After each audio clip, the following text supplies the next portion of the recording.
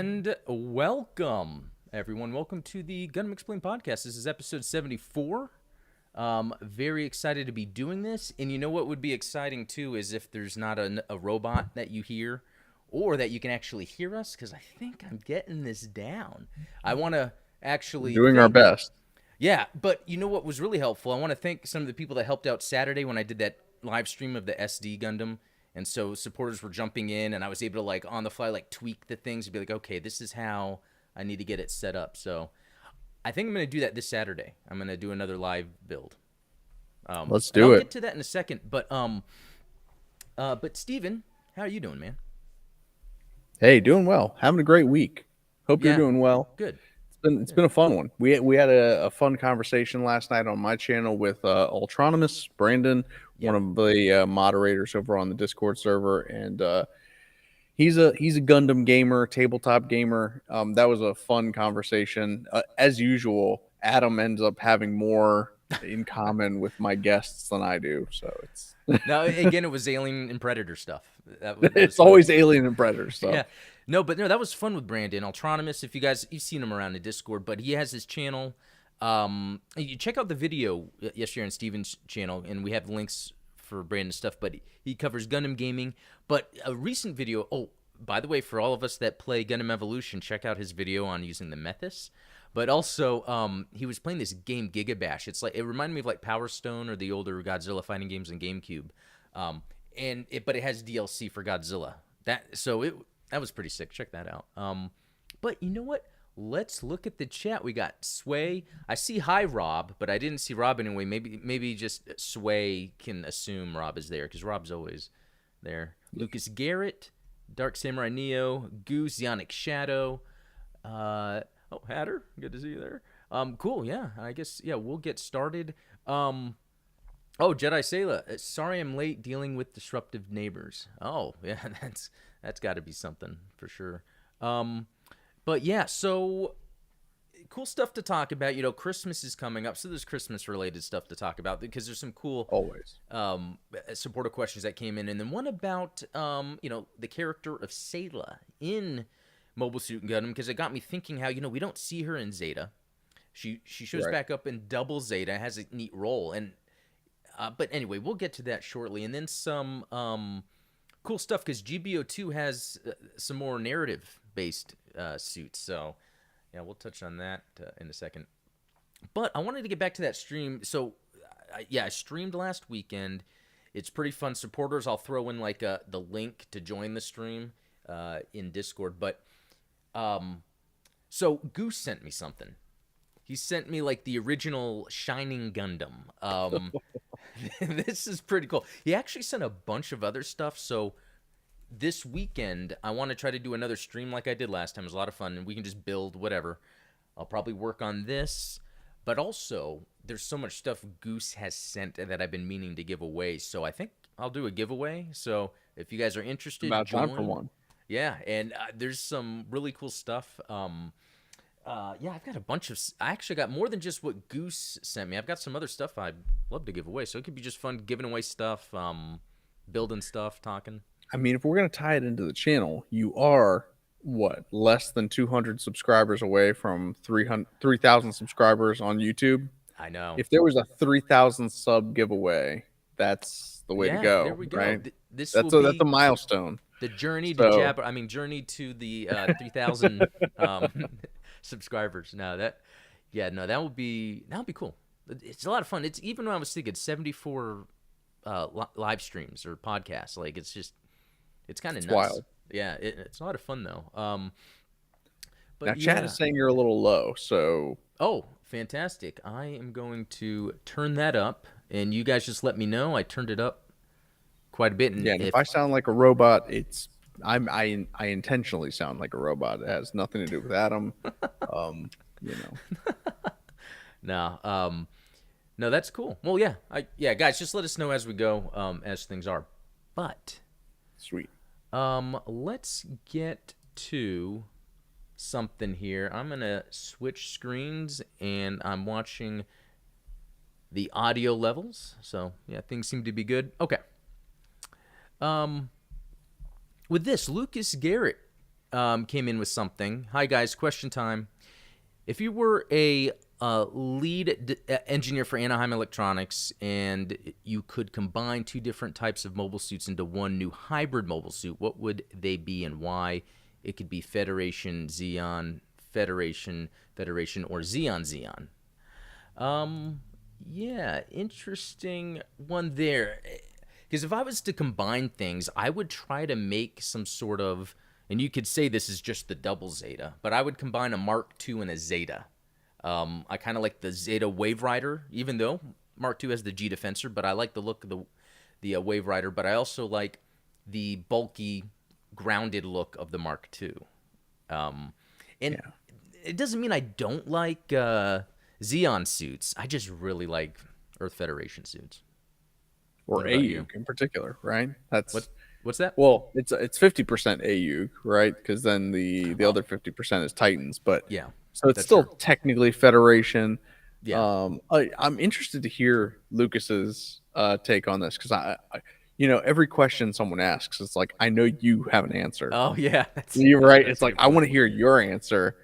Um, but no, I mean, I think, and this is probably a little cheesy, but I would want to combine some variable mobile suit with a mobile suit that has funnels or fin funnels or bits or something like that. And that might just be Mm, the Delta Chi, right? Because the Delta Chi is a transformable mobile suit that I think has yep, fin it does. funnels. So, I put him away, but I had him here next to me. But yeah, has fin funnels. That's right.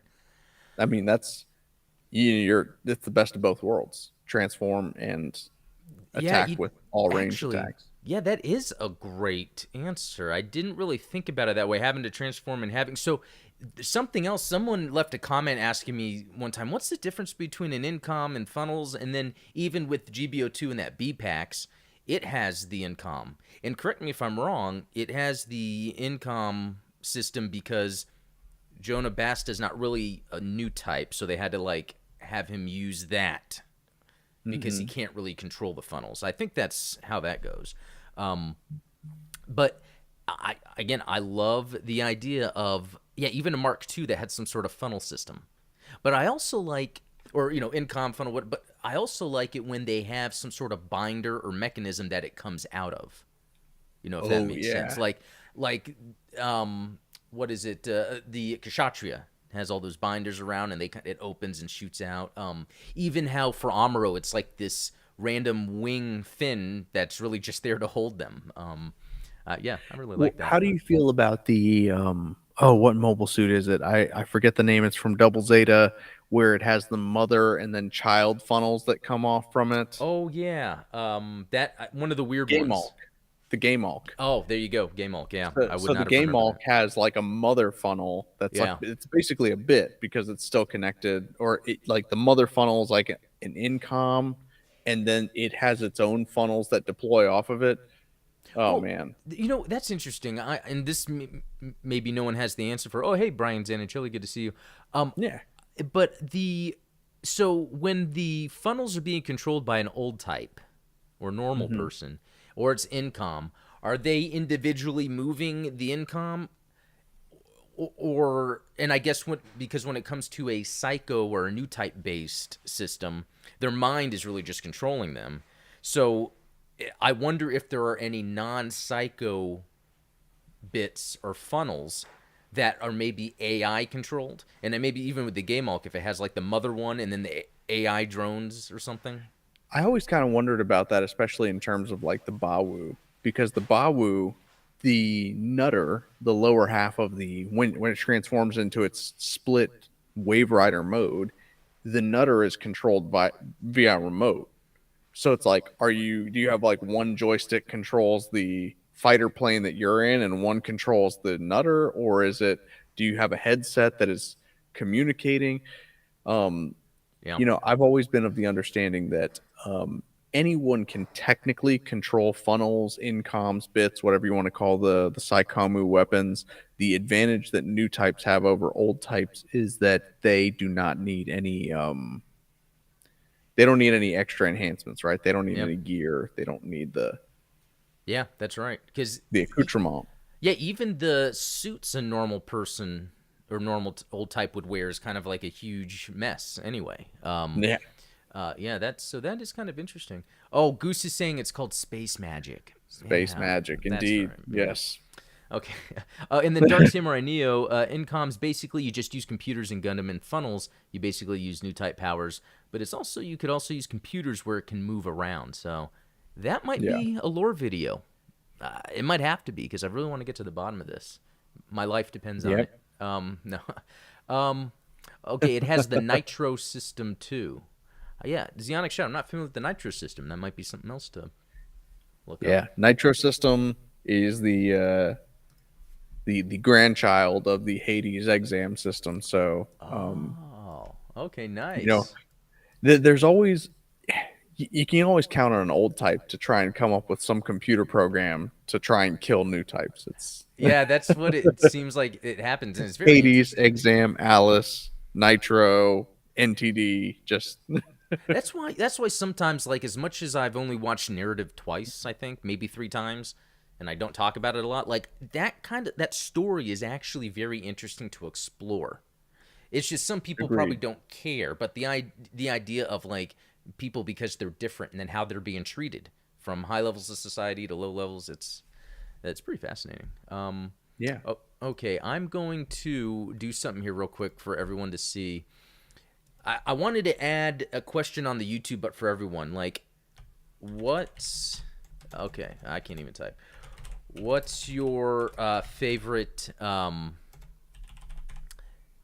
Gundam game of Now, while you 2022? type, Lucas did answer me in the chat. Answer his combo would be the Delta Plus Gundam with a modified Delta Chi funnel system backpack, Psycho Oh, frame equipped. So he and I are on the same wavelength, kindred spirits. that is actually pretty good. Yeah, that's a good one. There is something about that, the transforming, the having the bits. All right, so um, I thought I typed that in there. Let me check something real quick. Because yeah, community tab. Yeah, what's your favorite Gundam game of 2022? Okay, just took that. But there's another question I have too. What's your favorite Gunpla action figure? Yeah, because it could be Robot Spirits or Metal. Fair. Release of 2022. Okay. Yeah, what's your favorite Gunpla action? You gotta watch that spelling. Okay. Yeah, I'm gonna throw that out there because I'm curious about that. That will be for next time. Um. All right. Let's see. Let me make sure I got everything on there. Okay, I'm gonna check the chat real quick before we move on. Okay. Oh. Okay. Yeah, that's right. Okay, so here's supporter questions from Patreon. Brandon Keith again. Good to see you. Always something to add. Okay, the funny thing about Thunderbolt is that you know what I want to do real quick, everybody? Actually, I meant to share my screen with you, Steven, but just let me know if I need to clarify something with you. Oh, Okay. we're good. I'm watching on the. Oh, I'm excellent. watching live. Okay, great. The funny thing about Thunderbolt is that I didn't like it at first. The jazz music in movie 1 isn't as good. It improves in movie 2, but now that I get the theme of the show, it's acceptable to me now. They should hire Yoko Kanno to do the music for the next season of Thunderbolt. One of the things I love about Thunderbolt is that it shows the gritty side of war. Up until now, we've seen how the war impacts people emotionally, but the animation emphasizes cool-looking robots versus robot action. We don't see that gritty, dirty factor, blood, guts, gore, dirt, rain, death, destruction, and the idea that anybody can die at any moment. I found it interesting when they show prayer rooms in the Federation battleships and show how the stress of the battles impacts everybody, even women and children. It's funny how they've incorporated modern themes of equality in the military. Women are out there fighting and dying on battlefield just like men. In the original MSG anime, there's a clip where Temray says even children are out there on the battlefield, but we've never seen that in the shows. Although I think they are referring to like Amuro, because even Amuro wasn't he like Like teenagers. yeah, He was yeah, like, yeah, I think he was 15. yeah. Um, Let's see. I found it interesting. They show blah blah blah blah blah. Sorry.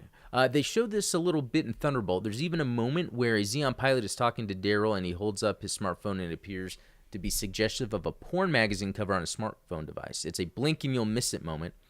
Thunderbolt goes there.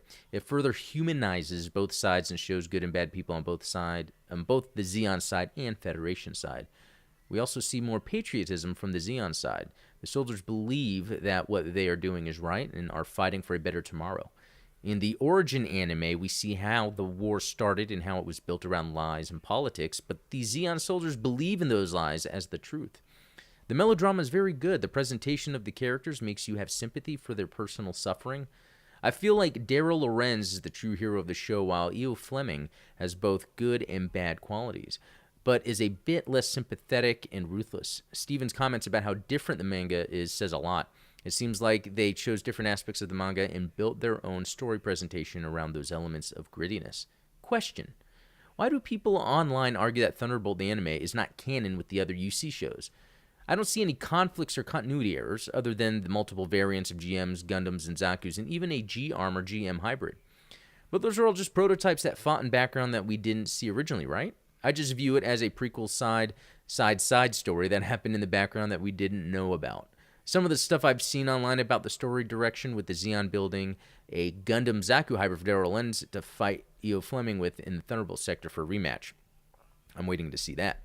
So I'd say that, yeah, I don't know Perfect why Gundam. this, what's that? The perfect Gundam that Yes, it looks yeah, that sick. thing is so cool looking. I I know love that thing. that's a good call out there, and because I do think in the manga there seems to be things that would break canon, but at the same time, manga has its own canon compared to the anime, and even you can say in the anime, it seems crazy that all these those younger soldiers showed up and they had all these crazy GMs, but it didn't really bother me too much. I Yeah. think they handle it well without like dwelling on it, and like he brought up, they focus on the humanizing aspect. Yeah, yeah, and I think that December Sky is definitely like the first movie as far as the animes are concerned is a lot closer to canon than say like Bandit Flower, which when you start looking at like the Atlas Gundam, the technology that the Atlas Gundam employs is wildly different than what you would see in like canon UC. So I understand where people are coming from where it's like, well, that doesn't fit in with what I'm used to seeing in the 0079 show. Yeah. But and this is the greatest point, and this is what I try to reiterate to people that are playing the Gundam 5e tabletop that I've made is it's like don't stick hard and fast to canon because like for instance some of the best things that have come out of Gundam are the side stories. Zeonic Front, the PS2 video game, there was not a Gundam 6th version until that video game came out. And then you have the Mudrock Gundam. And so the idea that, like, oh, well, there was just the one Gundam because in the original anime, there was just the one Gundam. Well, yeah, but like, you know, in these video games, you have these other Gundams that maybe never, maybe they didn't make it to a Baoku for whatever reason. Yeah. Um, there's There's so many avenues to explore in the Gundam universe, not just UC, but in the alternate universes as well, where it's like yeah. things could be happening in the background that don't necessarily tie to the main story. And, some of it is a little harder to stretch to fit into canon, but most of it's fine. You know what? And I think you brought up a good point about them not trying to be too strict. I guess people in general try not to Yeah. be too strict because I feel like some properties can accidentally do that where I think Star Wars is one where there was something, maybe it started with the fan base and then Lucasfilm took it seriously about canon, like, okay, we need to make changes so things line up. But Mm-hmm. yeah, in Gundam, there's always been those little things, but it's never been like a focus, like, oh yeah, that's sticking out, isn't it? And we just move on really and enjoy it for what it is. So I think that's a good point. Yeah, as long as it never interacts with the main storyline, then people don't really care. I think where Disney Star Wars in particular made the mistake is when you started having things that you want to have happen that don't necessarily fit with the timeline happen, and then the existing stuff kind of interferes with it. Like if Amuro was in Thunderbolt, then I think people would have a problem. Yeah, yeah, because really, I mean, even by the show, he's really stuck with the white base. You Right. know, like you can't If he really. had the option of taking the full armor Thunderbolt, like the full armor Thunderbolt version from EO, like obviously, Yeah, give it to Amuro. Let him go.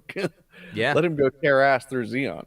And with Kukuru's No One's Island too, how they kind of shifted when things occurred, but it's in a tight enough bubble that it has no impact on the rest of that original story. So it's fun. Yeah, It's fun to explore that. I love it. Good to see Mad Dog Wheaton in here. Oh, good to see Oh, you, buddy. and Dark Samurai Neo is saying I literally made a perfect Gundam using parts out of the RX-78-2 Gundam and the Zaku from the Gundam Origin. That you need to post that if I missed it. That is a great idea. That's awesome. And then let's see. I heard a while ago from a cool YouTube channel. I'm not even going to try that. Abysalonicus. That canon is more a guide as opposed to it being set in stone. Yeah, I'm glad you guys are saying Yeah. this. It's really helping me remove that attachment of things having to be strict. I think there's still a level where it can't go too Yeah. far, but Gundam does a good job respecting its source material. Yeah. Let's see. Oh, Dark Samurai, is it okay if I can post it on Twitter? Oh yeah, go for it.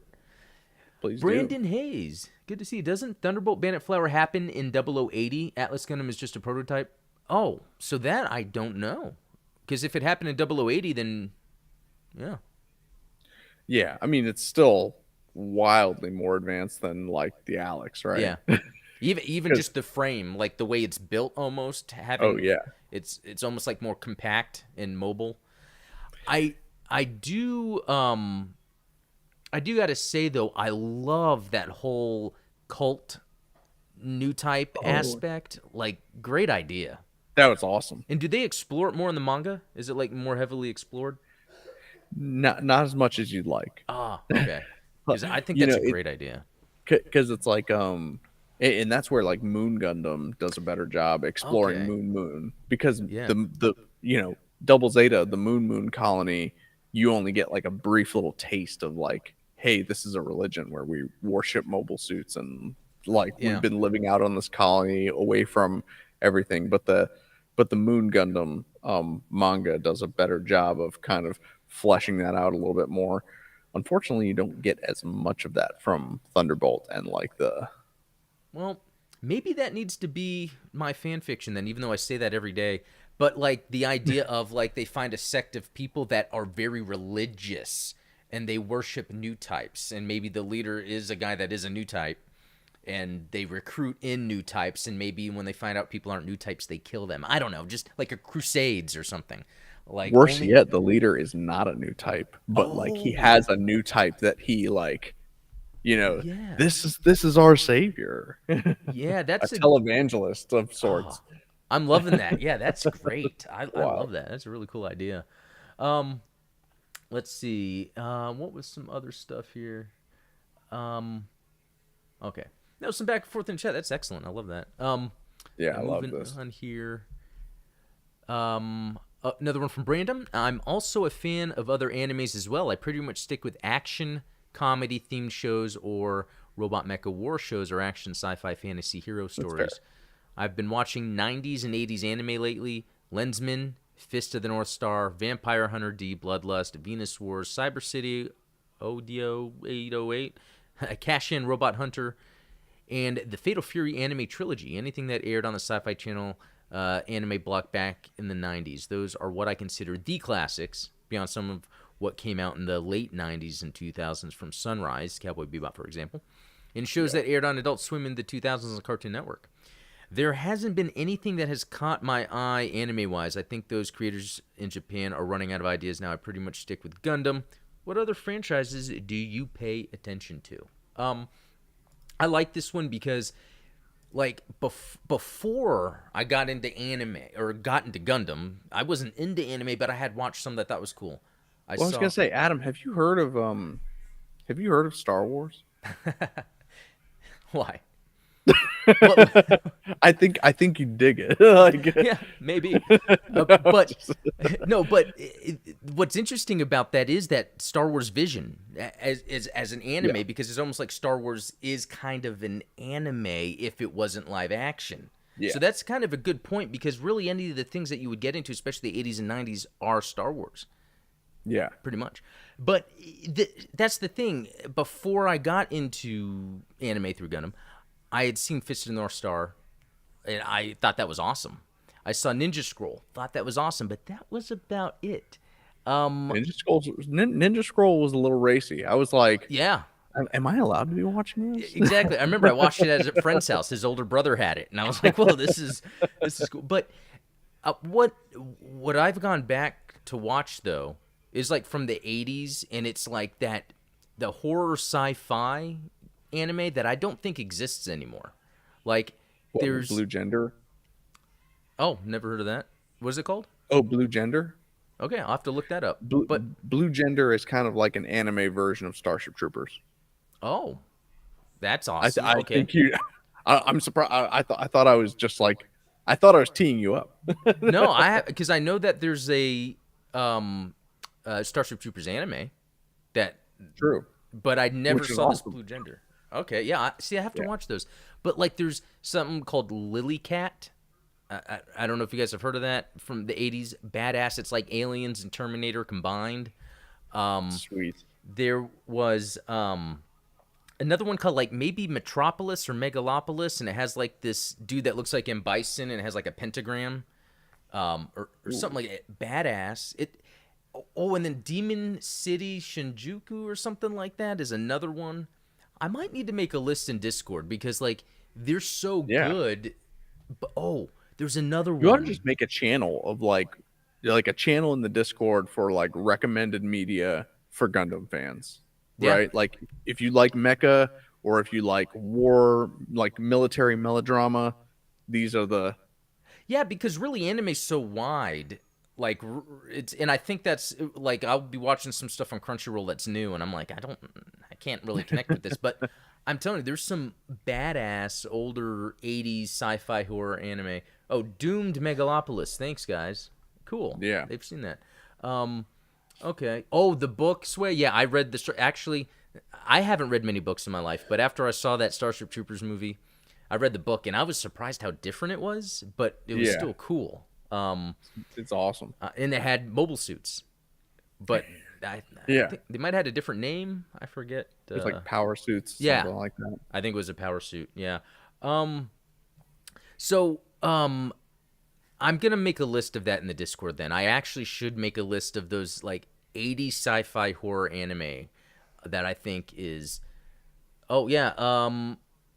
Oh, horrible dubs. Yes, some have horrible dubs, but I don't mind. I mean, most anime is horrible dubs. Yeah, and I think it was either Amazon or like an app like that starts with like an F or something. I want to say Fubu. I don't know, but there's like these apps that just have anime that's nowhere else, and it had this one with this guy that was just like a badass. He just went around and just like ripped and teared like enemies up, and he got a girl later on. Like I'm gonna, Is it and there's Baki two the parts. Grappler? No, and there's two parts to it. I'm gonna have to try to remember the name. It's from the Interesting. '80s. Um, yeah, maybe someone will throw it in there. I don't know. I'm gonna post in Discord. I have to look that stuff up, because if Yeah. people can direct me to more, like I would love to find like a whole thing of like VHS tapes from anime from the '80s that are just obscure. You know. Oh yeah. Or even live action from the 80s that are obscure and equally badass. From Japan, Um, not or you even just just mean in from general? Japan. Tell me, are you familiar with an 80s TV show by the title of Captain Power and the Soldiers of the Future? No, no. So the only way that you can watch Captain Power and the Soldiers of the Future now is to buy the DVDs off of their website, which the DVDs are bootleg. Like they're like That's like the only way to get it. Fujifilm. They're like Fujifilm discs with like a paper sticker on them that have the label on them. Wow, Um, that's so this was a hilarious. TV show in the 80s that was It was a sci-fi show. Took place in like a post-apocalyptic Earth where this evil emperor starts digitizing people and like downloading their consciousness into machines. And leading the charge against them is Captain Power and the Soldiers of Oh, the Future. Lucas Garrett is saying it's on YouTube, so I'm gonna look that up then. Yes, yes, Okay, you're gonna thanks. love it. Honestly, Thank you. was groundbreaking in terms of like the type of toys that came out with it because they had these VHS based toys. Which are you familiar with like VHS gaming? I I think I should be, but I don't know. What? So you would have like these VHS tapes with it that have episodes of the show on there, and then there was the toys that you could buy. One of them was like a spaceship that had a trigger and a handle on it, and so it was like a gun, and it shot infrared beams at your TV. And so the bad guys in the TV show would have these light up chests that would react to the laser that was Oh, coming from the okay. gun, and so you would score points for every time the bad guys were on screen and you would shoot them. And so it created this whole like immersive experience for kids.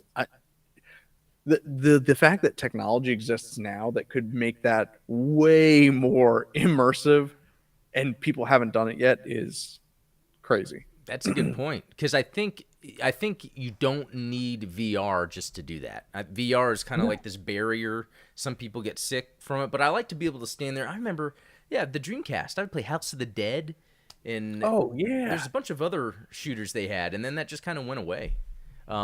Even though they have the new House of the Dead remake on like Switch, and I think they released it on PC too. It's not the same. It's like use the analog stick to like go to the screen and click. It's like no, don't want to do that.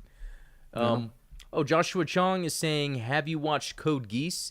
Ichiro Okuchi, the writer for G-Witch, is also the writer of the series. He is the writer for the MS Team novel, which was way darker than the anime. Wow. I haven't seen Code Yeah. Geass. Have you? A lot of the guys on my Discord server are big fans of Code Geass. Geass.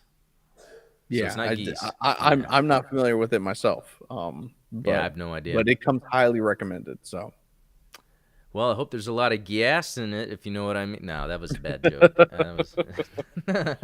um, and then Brandon is saying Captain Power was on its way to a reboot sequel or something, but the creator of Captain Power got in legal trouble and was publicly shamed. Oh, that's too bad. Oh, oof, Super Dimensional Fortress Macross, of course. I haven't seen that, naturally. but I always hear good things. Oh, and even Sayla's saying she sees the resemblance. Okay. Well, Yep. cool. Thanks for that question, Brandon, because that kind of sparked some new shows to watch. Very cool. Um, oh, I guess yeah. What other franchises do you two pay attention to? Star Wars. That's where you were going with that. I was thinking anime strictly. Yeah, Star Wars. I totally pay Star attention Wars, to. duh. Alien vs Predator, but I feel like that has fallen off. Hmm. Halo, that kind. They messed that up. They messed up Mass Effect. Like I never paid I was a attention big to it. Mass Effect guy, but Eh, So okay, so you were following, and I heard like the third game had a weird ending. Is yeah, they had a they. You know, I didn't have a problem with the ending at the okay. time. I can understand why a lot of people would have felt like robbed by that, but that's kind of the theme of the story. Is it's like there's cost and consequence, and so it's like, yeah, Oh, the final decision that you have to make in the game, there's a cost and a consequence associated with that. It's like, I'm not going to spoil anything for anybody that's watching that hasn't played through it, but like, every choice that you make in Mass Effect, or at least the first three games, not Andromeda, fuck Andromeda, pardon me. Matt Um, is saying the but same thing. Yeah. yeah, Mass Effect 1 through 3, every choice that you make has lasting ramifications, including the final choice that you make. And I think it would be a cop out if they gave you like a perfect ending, if that makes sense, Yeah. No, where you I get everything you want. I enjoy endings that leave a lot. One of my favorite movie endings ever, other than the alternate ending of Army of Darkness, which I don't know if you've heard of that one, where he wakes up in Yes. the future. The other one, have you seen the movie Deep Rising No, I'm not from familiar the with that one. 90s? Awesome movie. It's my type of movie because it's where there's a bunch of a thing that has to be fought, and the dude has a shotgun and a jet ski, and he's in a giant a cruiser. What do you call it? A cruise ship, because like I guess he was hired to take people to a ship, but they were all criminals. They were going to board the ship and steal everything out of the vault. But there's these creatures underwater that then invade the ship, and then it's awesome. It has Treat Williams as the main character. I love Treat Yeah, Williams. and The substitute. Famke Janssen is the Oh, yeah, really? Jean Grey herself. yeah, Xena Onatopp. Yeah, she's in it. And anyway, I guess I shouldn't give away the ending then, Yeah. because yeah, I'm You gonna try hyped it to. I up. think it must be free on YouTube or something. I'm sure. Like that movie needed a sequel. The ending is sick. Rising. Okay. Oh, yeah, I remember. That was one of those movies in the '90s, along with like The Mummy, that I just watched over and over, like late '90s. Oh, Like The the Mummy, Mummy Deep 1 Rising. and 2. Oh, those were. Yeah. You know what? You know, I liked 3 better than 2. And are you out of your mind? I am. I remember when I first saw 2, sometimes the CGI looked so cartoony. Like, especially when they're like in those ships that were flying, and I was like, I don't know if I wanted it to go that far. But then like I liked 3 because it had Jet Li in Yep. the whole using And like the Chinese Terracotta mythology. Warriors. Yeah. Yeah, that was. I like that. And then and I have this on my hard drive somewhere, I wrote a Mummy 4. It's in South America. And I used the South American, like, ancient stuff going on. But, Okay, here I'm gonna throw this out at you because you are an anthropology buff and a history buff. I think that a period of history that gets completely overlooked when it comes to Hollywood, and we're getting way off into the weeds as far as Gundam goes. yeah. But like American Southern mythology is completely overlooked as far as Hollywood stuff goes. I want to see the Marvel movie treatment for Pecos Bill and Johnny Appleseed and Annie Oakley and John Henry, all of those tall tales that we grew up, being taught in school. Yes. Is like that's our Achilles, that's our Hercules, like those are our superheroes, and we don't give them anything. Like That's a very I good wanna point, see a- because I was taught that stuff in school, like those stories. But then after Yeah. that, it's nowhere else. It's almost like they were just made for kids. But that's prime IP to make something neat that can identify with a certain culture. Because I love when things are from other cultures. I love it. Oh, yeah. Like, that's why I like, Mummy 3 so much. I like that idea that they went there. Yeah, so, yeah, that's definitely a good idea. And, Indiana Jones, like, I almost feel like it's a great concept, but only some of the movies have actually really nailed it. I hope this new one Yeah. does. I hope so too. But yeah, I would love something like that with Gundam, where they kind of do some. Well, I think that's in Turn A, so maybe I shouldn't talk too much about the digging up the past, ancient history. Okay, moving on here real quick. From Sway, if you had the opportunity to give Sayla a more pivotal role during the Grips conflict, Zeta Gundam as a whole, what would you have her do, and how would she be introduced? Okay, so from what I understand, the reason she's not in Zeta is because Tomino wrote her out because there was a conflict with the voice actress. Yep. Okay, so if she was in it, now he might have had an original intention that we do know about. I'm not too sure, but this might even sound bad, but I would almost feel like Hammond would try to either kidnap her or coerce her to like bring Char back to his senses in an attempt to get Char. Ooh. Like, I feel like, and maybe Sayla like figures that out somehow, like in the middle, and then she's stuck. She's like, I love how they brought her back in Double Zeta. That made sense. You know how she came across Judo's sister, and she was doing what she wanted to do anyway the whole time, being a nurse or doctor. But yeah, what are your thoughts on her in Zeta during the Grips conflict? Well, I think you and I kind of have similar ideas on that.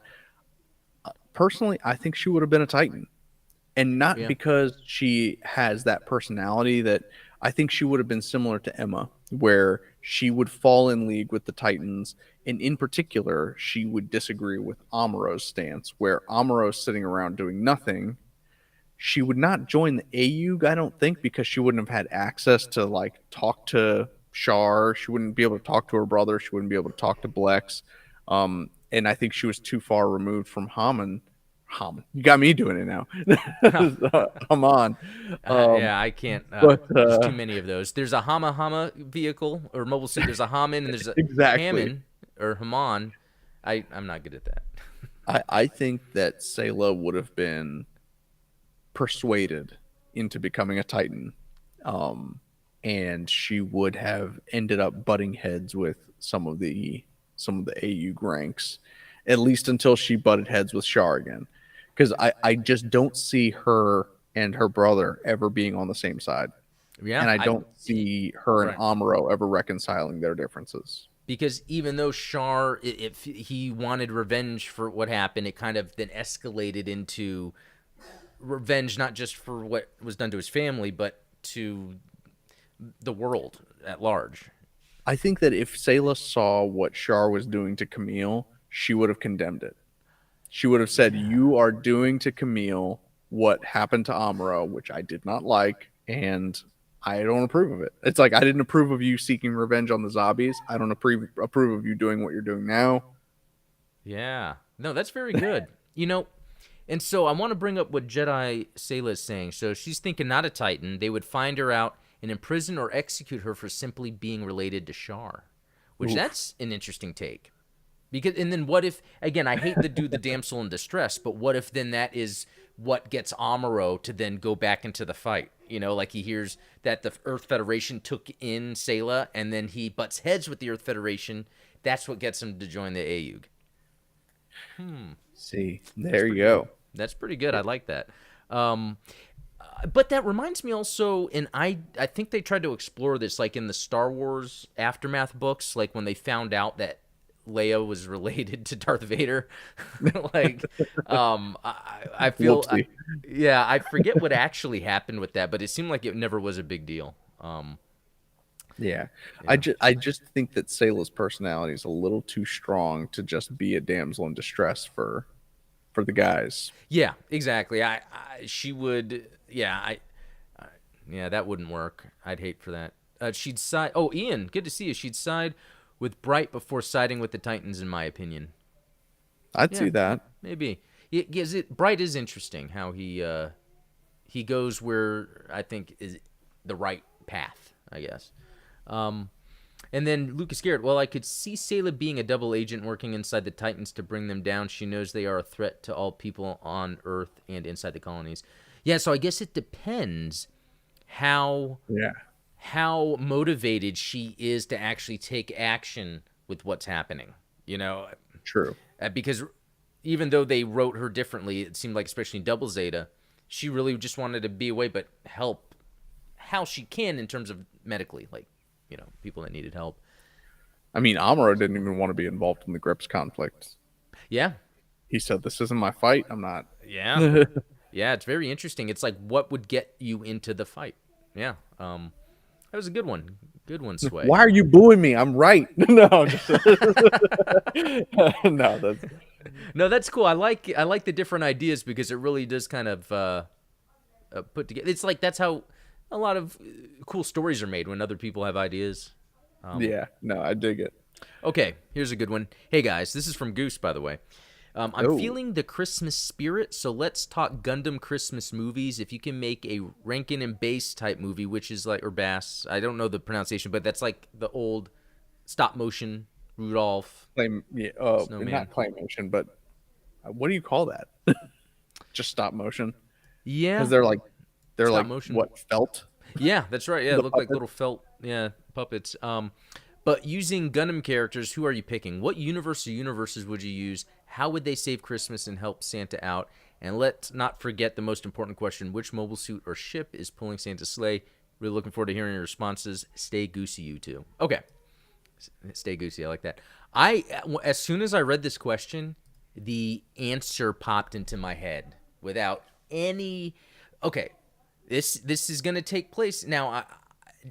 This could not work depending on. Do you happen to know where the white base was on Christmas or Christmas Eve? No, not off the top of my head. I don't know. Okay, so the idea would be Haro is saying that someone's in trouble. Need to help. And then right now he's just in a room That's a with very good Kai. Haro impression. No, no, and he's just sitting there with Kai, and Kai's like, don't worry about it, Haro. What? And then so Haro gets mad that Kai won't listen to him, so Haro escapes. But Kai was supposed to look after Haro, so Kai has to go chase him out in the snow somewhere, and Haro stumbles upon a red mobile suit that is Santa. And Haro is wanting to repair their mobile suit so Santa can get back to delivering the presents in the mobile suit. And then Kai and Haro become close through that. Yeah, that I don't know why, but that's what popped into my head.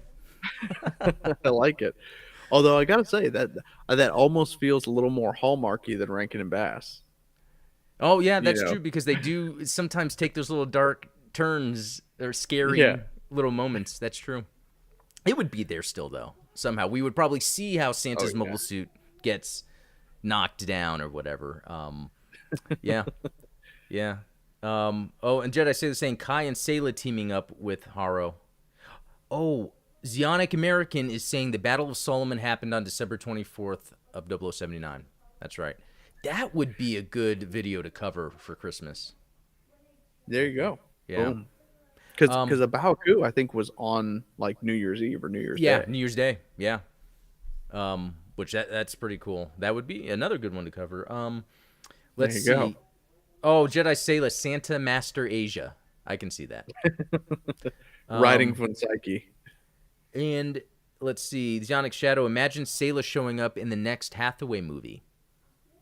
That would be cool. I would love to see what's going on with these characters, especially if you think of the relationship she Sayla had slap with Bright, Hathaway. and then the kids, and like Sayla has some sort of tie, Yeah, that'd be very interesting. Yeah. Okay, so yeah, what about you? Do you happen to have an idea for that? That's a good question. It seems like it requires some thought. So when I think Christmas special, I think zany, I think silly, I think double Zeta.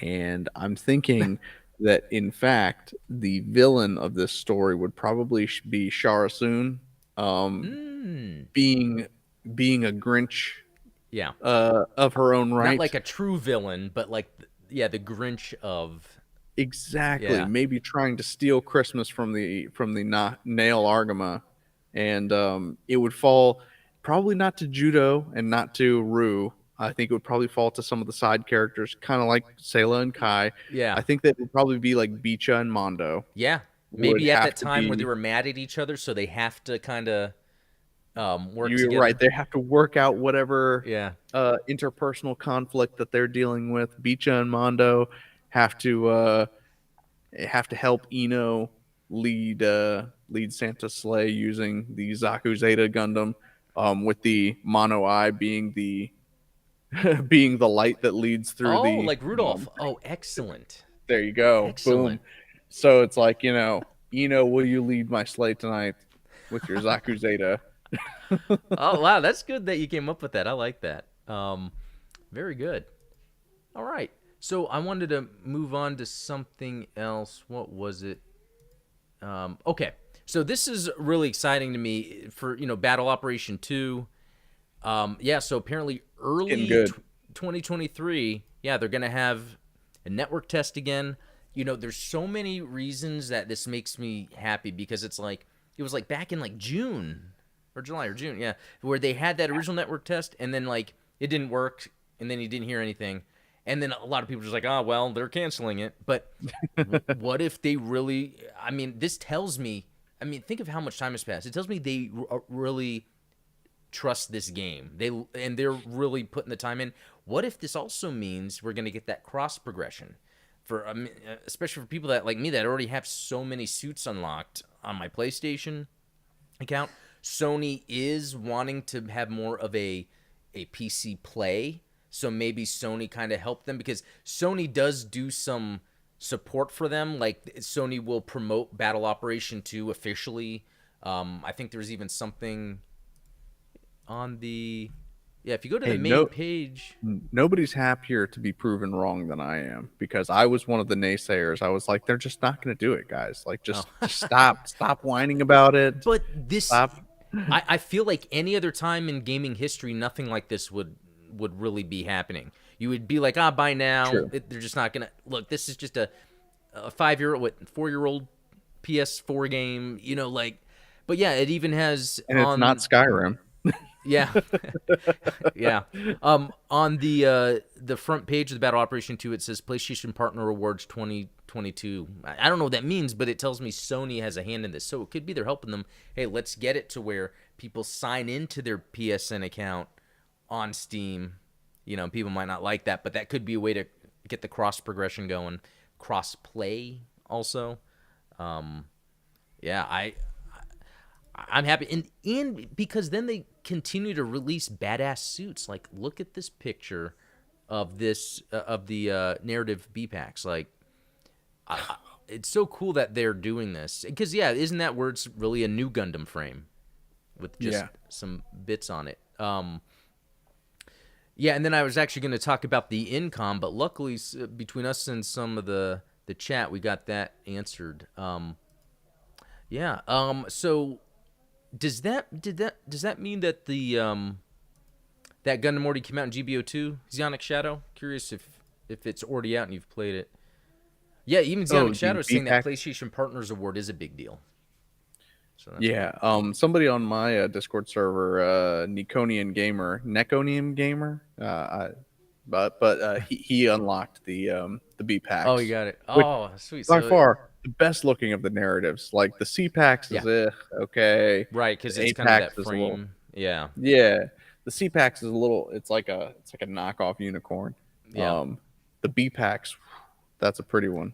I agree. I really like it. The narrative Gundam is a project of the new Gundam. Oh, and Zionic American is saying, does this mean they'll also port Code Fairy? That would be cool. I feel like they have to. Yeah. Because same engine, more people. I was going to say one of the things is, when the first network test launched, obviously hackers were right on top of it. And so, like, I have all of the 3D models that were ripped from the Steam release of the game.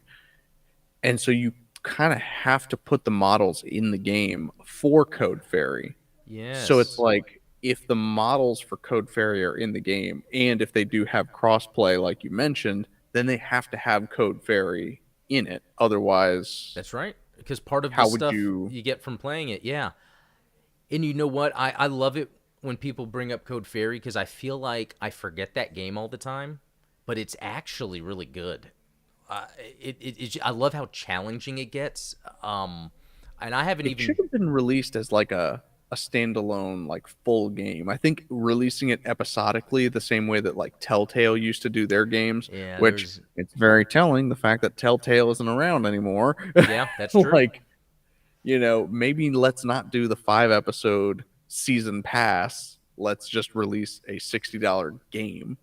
I agree. It must have been some experiment. I bet maybe if it gets released on Steam, I bet they'll do it like a full single release because it was kind of weird. It's like I just wanted all the game then. But you know what? I haven't even beat all the side missions. Like the characters have their own side stories. I haven't even beat all those. And I haven't even beat everything on hard yet. Like, it is so hard. But fun. And I keep forgetting. And you know what it is? There's something about... I think it's because I'm always at my PC. Like, I just don't play my consoles as much. Like, when I played GBO2 a month ago, I brought my PlayStation from the TV over here. It's just hard at my gaming setup to have like my PC to have my Xbox and PlayStation. That's like, just having the stuff on PC just makes it a little easy. Makes it a little easier, yeah. But sure. Well, no, I mean that was a hard game just in general. I sometimes I feel like Code Fairy is a little harder than just GBO2. Oh yeah, I think so too. Like the AI will just destroy you, and it's almost like you have to.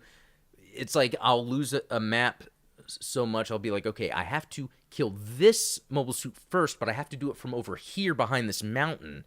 And then I have to make sure I use the ability as soon as it's available. Yeah, it's almost like you're describing a Souls-like.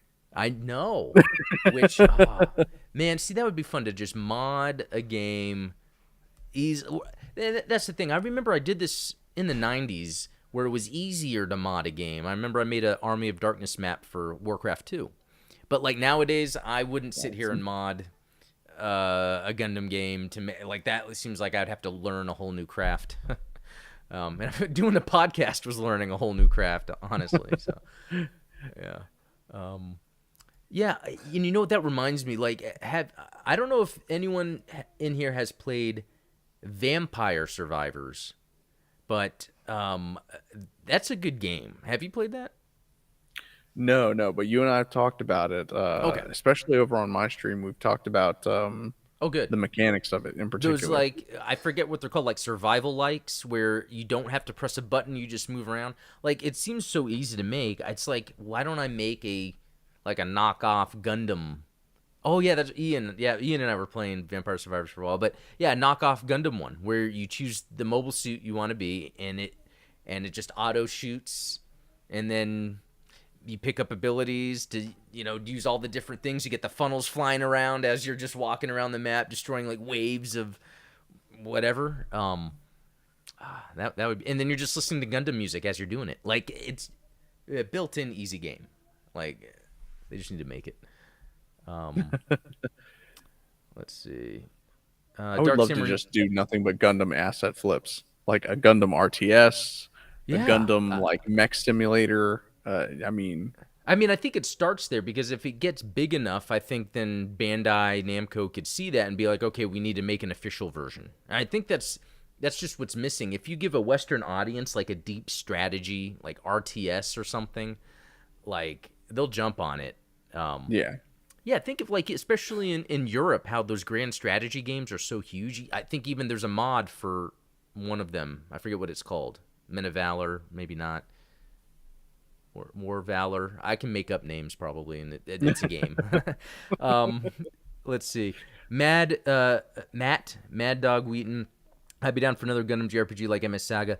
I was watching a video of MS Saga the other day, and it's not my type of game, but it just looked fun because I liked the colorfulness of it, and you're walking around the town. So I might have to. Did you ever play that MS Saga? I'm not big into JRPGs. Yeah, same Um, here. Maybe that's yeah, what we need I to do. We need to stream it and just talk trash as we're trying to figure it out. yeah, that'd be a fun way. I would love to be shouted down Yeah, with my terrible Gundam gaming takes. yeah, because I mean, being a JRPG, I'm sure a lot of people would love it. Um, But yeah, I think that's about it, guys. Thanks everyone that joined. That was a lot of fun talking about whatever. I added those questions on YouTube. I think would be pretty neat to know what everyone thinks about like their favorite Gunpla and Gundam of 2022 and favorite Gundam game. And you know what? I would even say you can add Code Fairy because Code Fairy was so late last year and it was being released in chunks. We'll just throw that in there too. Yeah, how do we do it? It's like the Oscars where there's like a cutoff in November. How? Oh yeah, exactly. Yeah, I mean it's yeah. The last Gundam game that was released was Evolution, so luckily that's had enough time to get some consideration. Agreed. But yeah, that's it. Well, you know what? Thanks everyone. And Steven, anything to add? Movie night. Oh yeah, you know what? I'm glad you brought that up. That needs to be There you done go. ASAP, and I think it's going to be Saturday, maybe before I stream. So maybe in the Discord we can figure out the time. It's just that I'm thinking the weekend after that, people might be busy because of Christmas. I don't know why. There's no. What's going on next weekend? Well, I haven't even decided for sure if I'm going to do. If we don't do a live stream, there'll just be a pre-recorded video. But Sweet. yeah, let's do the movie night, and I think we're going to do Miller's Report. Yeah. So, all right, everyone. Awesome. Thanks a lot, and we'll talk later. Cheers.